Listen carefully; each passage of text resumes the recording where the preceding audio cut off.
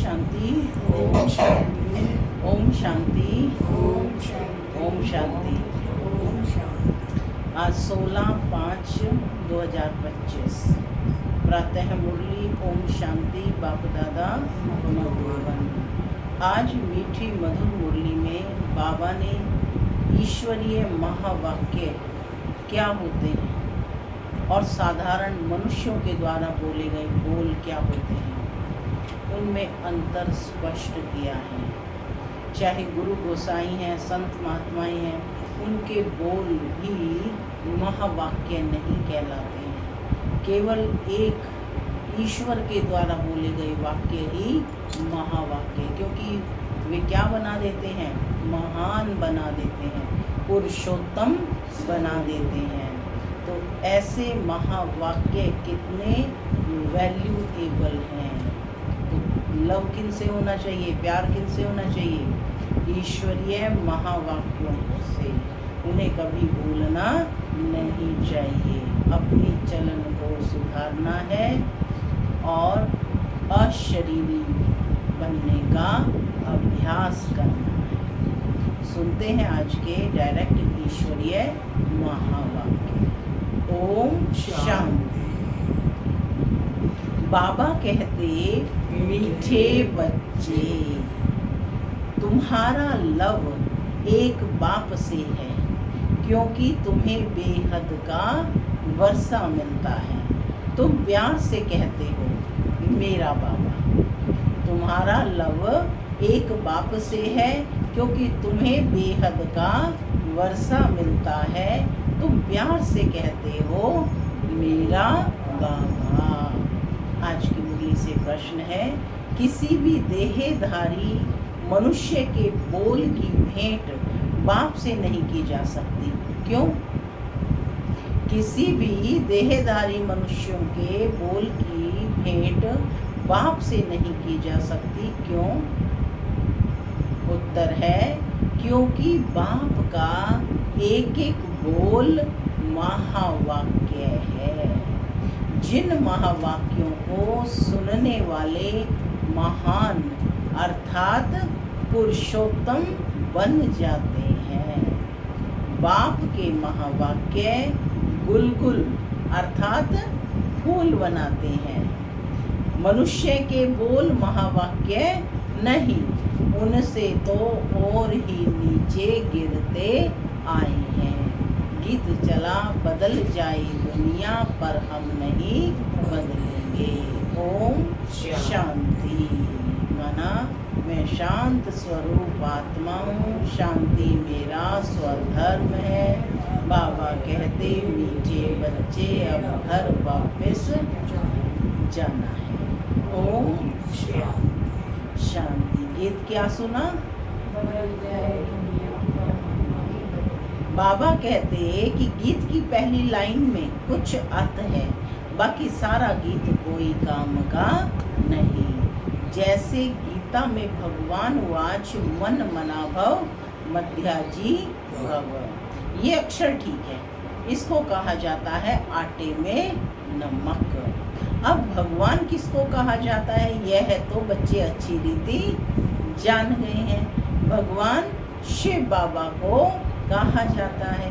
शिव बाबा आकर शिवालय रचते हैं। आते कहाँ हैं? वैश्यालय में, इस पुरानी दुनिया में वैश्यालय में खुद आकर कहते हैं, हे मीठे मीठे लाडले सिक्की लधे रूहानी बच्चों, सुनती तो आत्मा है ना।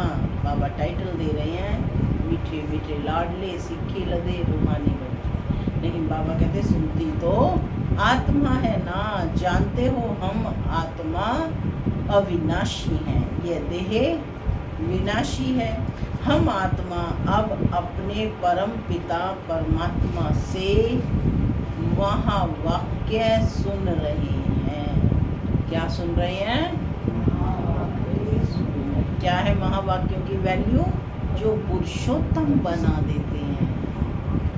महावाक्य एक परम पिता परमात्मा के ही हैं, जो महान अर्थात पुरुषोत्तम बनाते हैं। पुरुष महान पुरुष पुरुषोत्तम बनाते हैं। पुरुष यहाँ आत्मा के लिए है। बाकी जो भी महात्माएं गुरु आदि हैं उनके लिए कोई महावाक्य नहीं है। शिवोहम जो कहते हैं वह भी सही वाक्य है नहीं। अभी तुम बाप से महावाक्य सुनकर गुलगुल बनते हो। कांटे और फूल में कितना फर्क है। अभी तुम बच्चे जानते हो हमको मनुष्य नहीं सुनाते हैं। इस पर शिव बाबा विराजमान है। इस पर किस पर? ब्रह्मा के तन में शिव बाबा विराजमान है। वह भी आत्मा ही है, परंतु उनको कहा जाता है परम आत्मा। अभी पतित आत्माएं कहती हैं, हे परम आत्मा आओ, आकर हमको पावन बनाओ। वह है ही परम पिता, परम बनाने वाला। तुम पुरुषोत्तम अर्थात सब पुरुषों में उत्तम बनते हो। वह है देवताएं। परम पिता अक्षर बहुत मीठा है। कैसा अक्षर है? मीठा। सर्वव्यापी कह देते हैं तो मीठापन आता नहीं। तुम्हारे में भी बहुत थोड़े हैं जो प्यार से अंदर याद करते हैं। वह स्त्री पुरुष तो एक दो को स्थूल में याद करते हैं। यह है आत्माओं को परमात्मा को याद करना बहुत प्यार से। भक्ति मार्ग में इतना प्यार से पूजा नहीं कर सकते। वह लव नहीं रहता। जानते भी नहीं तो लव कैसे हो। अभी तुम बच्चों का बहुत लव है। आत्मा कहती है मेरा बाबा। आत्माएं भाई भाई है ना। हर एक भाई कहते हैं बाबा ने हमको अपना परिचय दिया है, परंतु वह लव नहीं कहा जाता। जिससे कुछ मिलता है उसमें लव रहता है। बाप में बच्चों का लव रहता है क्योंकि बाप से वर्षा मिलता है। जितना जास्ती वर्षा उतना बच्चे का जास्ती लव रहेगा। अगर बाप के पास कुछ भी प्रॉपर्टी है नहीं, दादे के पास है, तो फिर बाप में इतना लव नहीं रहेगा। फिर दादे से लव हो जाएगा, समझेंगे इससे पैसा मिलेगा। अभी तो है बेहद का बाप। तुम बच्चे जानते हो हमको बाप पढ़ाते हैं। यह तो बहुत खुशी की बात है। भगवान हमारा बाप है। जिस रचता को कोई भी नहीं जानते, ना जानने के कारण फिर अपने को बाप कह देते हैं। जैसे बच्चे से पूछो तुम्हारा बाप कौन, आखिरी कह देते कि हम हैं। अभी तुम बच्चे जानते हो उन सब बापों का बाप है जरूर। हमको जो अभी बेहद का बाप मिला है उनका कोई बाप है नहीं। क्या शिव बाबा का भी कोई बाप है? उनका कोई बाप है नहीं। यह है ऊंचते ऊंच बाप। तो बच्चों के अंदर में खुशी रहनी चाहिए। उन यात्राओं पर जाते हो, बाबा कहते वहाँ इतनी खुशी नहीं रहेगी क्योंकि प्राप्ति कुछ है नहीं। सिर्फ दर्शन करने जाते हैं। मुफ्त में कितने धक्के खाते हैं। एक तो यह टिप्पण घिसी, दूसरी फिर पैसे की टिप्पण घिसती। पैसे बहुत खर्च करते और प्राप्ति कुछ नहीं। भक्ति मार्ग में अगर आमदनी होती तो भारतवासी बहुत साहूकार हो जाते। सबसे ज़्यादा भारतवासी जाते हैं तीर्थों पर। यदि तीर्थों पर जाने से, स्नान आदि करने से, वहीं से साहूकार बन सकते तो फिर तो पूरा भारत साहूकार धनी बन जाता। सबसे ज़्यादा तीर्थों पर कौन जाते हैं? भारतवासी।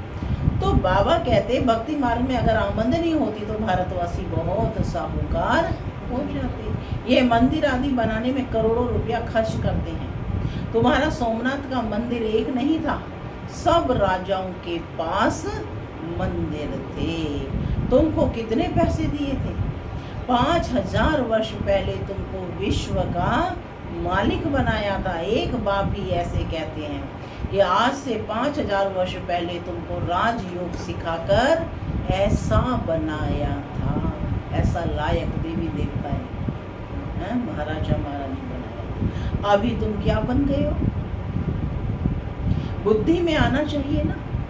कितना हम ऊंच थे, पुनर्जन्म लेते लेते एकदम पट पर आकर पड़े हैं। क्या कहते कहेंगे अब कि मैं राजा हूँ? क्या कहेंगे? मुझ निर्गुणारे में मैं पापी हूँ, क्रोधी हूँ, कपटी हूँ, नीच हूँ, कामी हूँ। ये अपनी अपनी महिमा की है। तो बाबा कहते कि बुद्धि में आना चाहिए हम कितने ऊंच थे, पुनर्जन्म लेते लेते एकदम पट पर आकर पड़े, कोड़ी मिसल बन पड़े। आज क्या वैल्यू है कोई मनुष्य की? क्या कहते? कोड़ी मिसल। अभी फिर हम बाबा के पास जाते हैं, जो बाबा हमको विश्व का मालिक बनाते हैं। ये एक ही यात्रा है। जबकि आत्माओं को बाप मिलते हैं तो अंदर में वह लव रहना चाहिए। तुम बच्चे जब यहाँ आते हो तो बुद्धि में रहना चाहिए कि हम उस बाप के पास जाते हैं। घर से निकलते बुद्धि में रहता है कहाँ जा रहे हैं हम? बाबा के पास, जिनसे हमको फिर से विश्व की बादशाही मिलती है। वह बाप हमको शिक्षा देते हैं, बच्चे दैवी गुण धारण करो, सर्वशक्तिमान पतित पावन मुझ बाप को याद करो। मैं कल्प कल्प आकर कहता हूँ कि मामेकम याद करो तो विकर्म विनाश होंगे। दिल में ये आना चाहिए कि हम बेहद के बाप के पास आए हैं। बाप कहते हैं मैं गुप्त हूँ, आत्मा कहती है मैं गुप्त हूँ। तुम समझते हो कि हम जाते हैं शिव बाबा के पास, ब्रह्मा दादा के पास, जो कंबाइंड हैं उनसे हम मिलने आते हैं, जिससे हम विश्व के मालिक बनते हैं। अंदर में कितनी खुशी होनी चाहिए। जब मधुबन में आने के लिए अपने घर से निकलते हो तो अंदर में गदगद होना चाहिए। बाप हमको पढ़ाने के लिए आया है, हमको दैवी गुण धारण करने की युक्ति बताते हैं। घर से निकलते समय ही अंदर में ये खुशी रहनी चाहिए। जैसे कन्या का पति के साथ मिलती है तो जेवर आदि पहनती है तो मुखड़ा ही खिल जाता है। वह मुखड़ा खिलता है दुख पाने के लिए, तुम्हारा मुखड़ा खिलता है सदा सुख पाने के लिए। सदा शब्द अंडरलाइन करें, सदा सुख पाने के लिए। तो ऐसे बाप के पास आने के समय कितनी खुशी होनी चाहिए। अभी हमको बेहद का बाप मिला है, सत्यों में जाएंगे फिर डिग्री कम हो जाएगी। रोहतास बहन क्या कहा है? सदियों में जाएंगे फिर डिग्री कम हो जाएगी। अभी तो तुम ब्राह्मण ईश्वरीय संतान हो, हाईएस्ट डिग्री है यहाँ, और वहाँ होगे देवी संतान। भगवान बैठ पढ़ाते हैं, वे हमारा बाप भी है, टीचर भी है, पढ़ाते हैं, फिर पावन बनाकर साथ में भी ले जाएंगे। हम आत्मा विच्छी रावण राज्य से छूटते हैं। अंदर में अथा खुशी होनी चाहिए। जबकि बाप विश्व का मालिक बनाते हैं तो कि पढ़ाई कितनी अच्छी रीति पढ़नी चाहिए। पढ़ाई कितनी अच्छी रीति पढ़नी चाहिए। अरे बोलो, कितनी अच्छी रीति पढ़नी चाहिए। स्टूडेंट अच्छी रीति पढ़ते हैं तो अच्छे मार्क्स से पास होते हैं। बच्चे कहते हैं बाबा हम तो श्री नारायण बनेंगे। यह है ही सत्य नारायण की कथा, अर्थात नर से नारायण बनने की कथा। वह झूठी कथाएं जन्म जन्मांतर सुनते आए हो। अभी बाप से एक ही बार तुम सच्ची सच्ची कथा सुनते हो। वह फिर भक्ति मार्ग में चला आता है। जैसे शिव बाबा ने जन्म लिया, उसकी फिर वर्ष वर्ष जयंती मनाते आए हैं। वह कब आया, क्या किया, कुछ भी नहीं जानते। अच्छा, कृष्ण जयंती मनाते हैं, वह भी कब आया, कैसे आया, कुछ भी पता नहीं। कहते हैं कंसपुरी में आता है। अब वह पतित दुनिया में कैसे जन्म लेगा। विचारणीय है ना कि श्री कृष्ण कंसपुरी में कैसे जन्म लेगा। बच्चों को कितनी खुशी होनी चाहिए कि हम बेहद के बाप के पास जाते हैं। अनुभव भी सुनाते हैं कि हमको फलाने द्वारा तीर लगा, बाबा आए हैं। बस उस दिन से लेकर हम बाबा को ही याद करते हैं। यह है तुम्हारी बड़े से बड़े बाप के पास आने की यात्रा। बाबा तो चैतन्य है, बच्चों के पास ही जाते भी हैं। वह है जड़ यात्राएं। यहाँ तो बाप चैतन्य है ना। अन्य यात्राओं पर तो मूर्ति ही स्थापन है ना, और यहाँ तो स्वयं बाप आया हुआ है, तो बाप चैतन्य है। जैसे हम आत्मा बोलती हैं, वैसे वह परमात्मा बाप भी बोलते हैं शरीर द्वारा। ये पढ़ाई है भविष्य 21 जन्म शरीर निर्वाह के लिए, वह है सिर्फ एक जन्म के लिए। अब कौन सी पढ़ाई पढ़नी चाहिए व कौन सा धंधा करना चाहिए? बाप कहते हैं दोनों करो। बाबा ने कहा दुनिया का वाला धंधा भी करो और जो ईश्वरीय पढ़ाई पढ़कर औरों को संदेश देने का है वह धंधा भी करो। सन्यासियों मिसल घर बार छोड़ जंगल में नहीं जाना है। यह तो प्रवृत्ति मार्ग है। ये क्या है? प्रवृत्ति मार्ग, अर्थात घर गृहस्थ में रहते हुए ही परमात्मा को याद करना है। दोनों के लिए पढ़ाई है।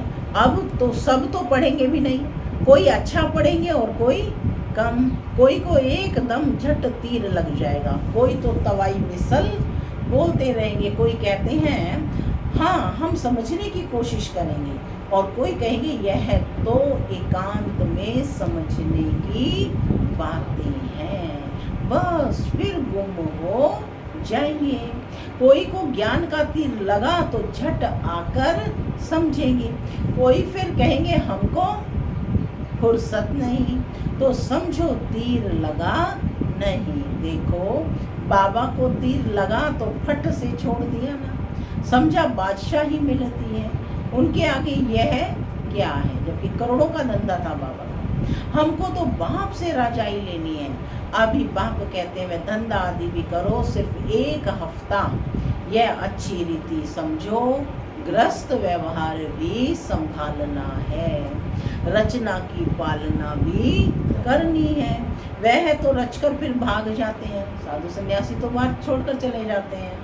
बाप कहते हैं तुमने रचा है तो फिर अच्छी रीति संभालो। समझो स्त्री अथवा बच्चा तुम्हारा कहना मानते हैं तो सपूत हैं, नहीं समझते हैं तो कपूत हैं। सपूत और कपूत का पता पड़ जाता है। बाप कहते हैं तुम श्रीमत पर चलेंगे तो श्रेष्ठ बनेंगे, नहीं तो वर्षा मिल ना सके। पवित्र बन, सपूत बच्चा बन, नाम वाला करो। तीर लग गया फिर तो कहेंगे बस अभी तो हम सच्ची कमाई करेंगे। बाप आए हैं शिवालय में ले जाने, तो शिवालय में जाने के लिए फिर लायक बनना है, मेहनत है। बोलो अब शिव बाबा को याद करो, मौत सामने खड़ा है। कल्याण तो उनका भी करना है ना, दूसरी आत्माओं का भी कल्याण तो करना है। बोलो अब याद करो तो विकर्म विनाश होंगे। तुम बच्चियों का फर्ज है पियर घर और ससुर घर का उद्धार करना, अपने मायके और ससुर घर दोनों का उद्धार करना। जबकि तुम्हें बुलावा होता है तो तुम्हारा फर्ज है उनका कल्याण करना। दुनिया को सुनाते हो तो उनको भी सुनाओ ना। रहम दिल बनना चाहिए।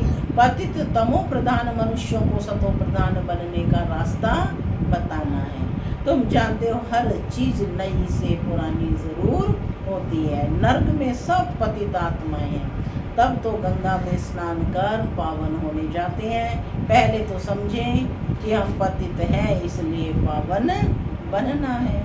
बाप आत्माओं को कहते हैं कि मुझे याद करो तो तुम्हारे पाप नष्ट हो जाएंगे। साधु संत आदि जो भी हैं सबको यह मेरा पैगाम दो कि बाप कहते हैं मुझे याद करो। तो क्या करेंगे? पैगाम देना है साधु संतों को। इस योग अग्नि से अथवा याद की यात्रा से तुम्हारी खाद निकलती जाएगी।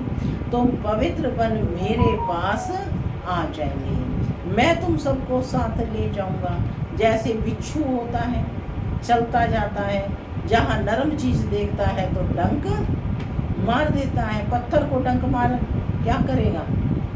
तुम भी बाप का परिचय दो। यह भी बाप ने समझाया है। मेरे भगत कहाँ कहाँ रहते हैं? शिव के मंदिरों में, कृष्ण के मंदिर में, लक्ष्मी नारायण के मंदिर में मेरे भक्त हैं। भगत मेरी भक्ति करते रहते हैं। है तो बच्चे ना, मेरे से राज्य लिया था, अब पूज्य से पुजारी बन गए हैं। देवताओं के भगत है ना। नंबर 1 है शिव की अव्यभिचारी भक्ति। फिर गिरते गिरते अभी तो भूत पूजा करने लगे हैं, माने मनुष्य ही अपने को कहने लगे शिव हैं। शिव पुजारियों को समझाने में सहज होगा। जो शिव के पुजारी हैं उनको समझाने में बाबा कहते सहज होगा। ये सब आत्माओं का बाप शिव बाबा है। स्वर्ग का वर्षा देते हैं। अभी बाप कहते हैं मुझे याद करो तो विकर्म विनाश हो। हम तुमको पैगाम देते हैं। अब बाप कहते हैं पतित पावन ज्ञान का सागर मैं हूँ। ज्ञान भी सुना रहा हूँ, पावन बनने के लिए योग भी सिखा रहा हूँ। ब्रह्मा तन से मैसेज दे रहा हूँ, मुझे याद करो। अपने 84 जन्मों को याद करो। तुमको भगत मिलेंगे मंदिरों में और फिर कुंभ के मेले में। अब देखा ना कुंभ के मेले में कितना बड़ा ब्रह्मा कुमारी ने है ना अपना सेटअप लगाया ताकि आत्माओं को, करोड़ों आत्माओं को संदेश दिया गया। बाप का संदेश तो जाना है, कार्य तो बाबा का है। वहाँ तुम समझा सकते हो पतित पावन गंगा है या परमात्मा। तो बच्चों को ये खुशी रहनी चाहिए कि हम किसके पास जाते हैं। है कितना साधारण, क्या बड़ाई दिखाएं। शिव बाबा क्या करे तो बड़ा आदमी दिखाई पड़े। सन्यासी कपड़े तो पहन नहीं सकते। बाप कहते हैं मैं तो साधारण तन लेता हूँ, तुम ही राय दो कि मैं क्या करूँ। तुम ही बताओ भाई मैं क्या करूँ। इस रथ को क्या श्रृंगारूं। वह हुसैन का घोड़ा निकालते हैं, उनको श्रृंगारते हैं। यहाँ शिव बाबा का रथ फिर बैल बना दिया है। बैल के मस्तक में गोल गोल शिव का चित्र दिखाते हैं। अब शिव बाबा बैल में कहाँ से आएगा? भला मंदिर में बैल क्यों रखा है? शंकर की सवारी कहते हैं। सूक्ष्म वतन में शंकर की सवारी होती है क्या? चारणी है। ये सब है भक्ति मार्ग जो ड्रामा में नूंद है। अच्छा, मीठे मीठे सिक्के लदे बच्चों प्रति माता पिता बाप दादा का गुड मॉर्निंग। रूहानी बाप की रूहानी बच्चों को नमस्ते। हम रूहानी बच्चों की रूहानी माता पिता बाप दादा को याद प्यार गुड मॉर्निंग और नमस्ते।